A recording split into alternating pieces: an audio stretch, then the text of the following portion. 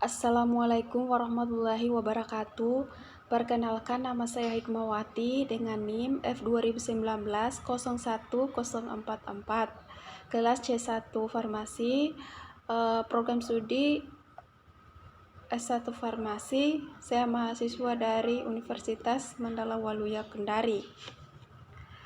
Tujuan pembuatan dari video kali ini untuk menyelesaikan tugas UAS dari Bapak dosen Pak Dwi Syafitra Ramadan, S-Farm of Farm, dengan mata kuliah Kimia Medisinal.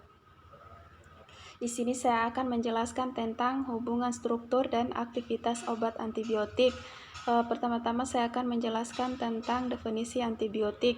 Antibiotik adalah kelompok obat yang digunakan untuk mengatasi dan mencegah infeksi bakteri. Obat ini bekerja dengan cara membunuh dan menghentikan bakteri berkembang biak di dalam tubuh. Antibiotik ini tidak dapat digunakan untuk mengatasi infeksi akibat virus seperti flu. Sedangkan menurut Brunton et al. 2010, antibiotik adalah produk yang dihasilkan oleh bermacam-macam spesies dari mikroorganisme, bakteri, fungi, dan actinomycetes yang dapat menekan pertumbuhan dari mikroorganisme lain. Selanjutnya, golongan antibiotik.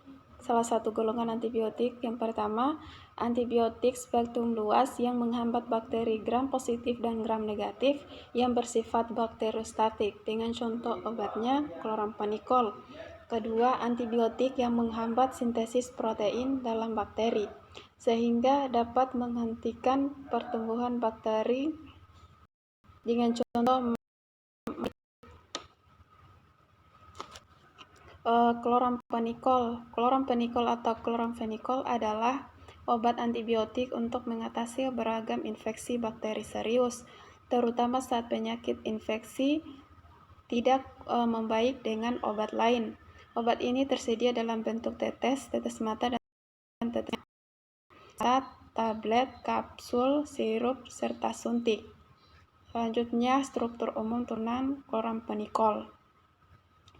Di sini saya akan menjelaskan hubungan struktur dan aktivitas turunan kloramphenicol adalah sebagai berikut. Yang pertama, kloramphenicol sebagai senyawa fenil propan tersubstitusi yang mempunyai dua unsur struktur tidak lazim untuk bahan alam, yaitu suatu gugus amino yang aromatik dan residu dikloroasetil. Yang kedua, gugus R pada turunan kloramphenicol berpengaruh pada aktivitas sebagai antibakteri Staphylococcus aureus. Kloramphenicol atau R sama dengan 20 mempunyai aktivitas antibiotik terhadap Staphylococcus aureus yang optimal.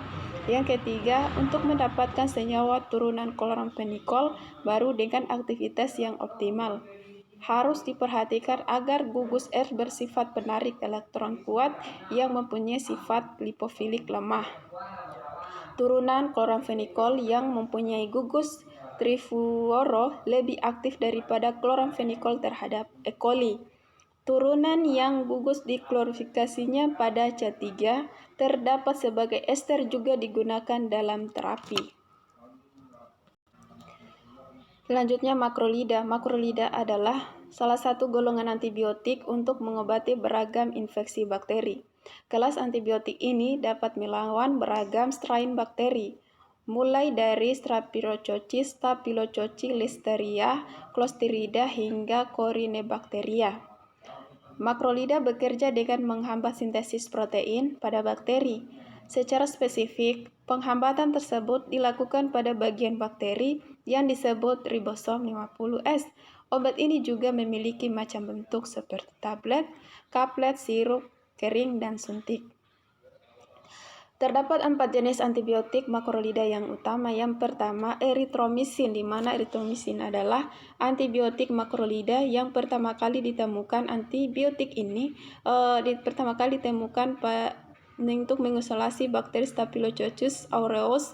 Erythromycin dapat mengobati beragam infeksi seperti bronkitis, pneumonia, infeksi menular seksual, infeksi telinga, infeksi saluran kemih, bahkan infeksi kulit. Yang kedua, azithromycin Dia juga menjadi jenis antibiotik makrolida yang mampu mengatasi beragam infeksi bakteri, mulai dari infeksi pernapasan, bronkitis, dan pneumonia, infeksi pada kulit, hingga infeksi pada telinga. Antibiotik golongan makrolida ini juga mampu mencegah dan menjaga ovium. Jenis ini infeksi paru-paru kerap menyerap orang dengan flu. Clarithromycin. Clarithromycin adalah jenis antibiotik kerap dokter untuk beragam infeksi bakteri. Infeksi mulai dari pneumonia hingga infeksi pada telinga, sekulit maupun tenggorokan. Yang keempat, fidaxomicin. Dia tak seperti antibiotik makrolida lain. Fidaxomicin hanya dapat digunakan untuk mengobati diare akibat infeksi Clostridium difficile. Obat ini dapat diberikan pada orang dewasa, anak-anak, serta bayi di atas 6 bulan. Fidaxomicin tidak dapat mengobati infeksi bakteri di bagian tubuh lain. Setelah itu, ada juga struktur umum turunan makrolid. Di sini saya akan menjelaskan hubungan struktur dan aktivitas turunan makrolid. Antibiotik turunan makrolid ini pada umumnya dihasilkan oleh streptomycin sp dan mempunyai 5 bagian struktur dengan karakteristik sebagai berikut. Yang pertama, cincin lakton yang besar biasanya mengandung 12-17 atom. Yang kedua, gugus keton. Yang ketiga, 1 atau 2 gula amin seperti glikosida yang berhubungan dengan cincin lakton. Keempat, gula netral yang berhubungan dengan gugus amino atau pada cincin keton. Yang kelima, gugus dimetil pada residu gula yang menyebabkan sifat basa dan senyawa dan memungkinkan untuk dibuat bentuk garamnya. Obat-obat ini termasuk golongan turunan makrolida adalah erythromycin, alendomycin, clarithromycin, flutromycin, dithromycin, dan azithromycin. Mungkin itulah dari video dari saya. Kurang dan lebihnya mohon dimaafkan. Saya akhiri dengan ucapan billahi stabil haq, stabilul khairat. Wassalamualaikum warahmatullahi wabarakatuh.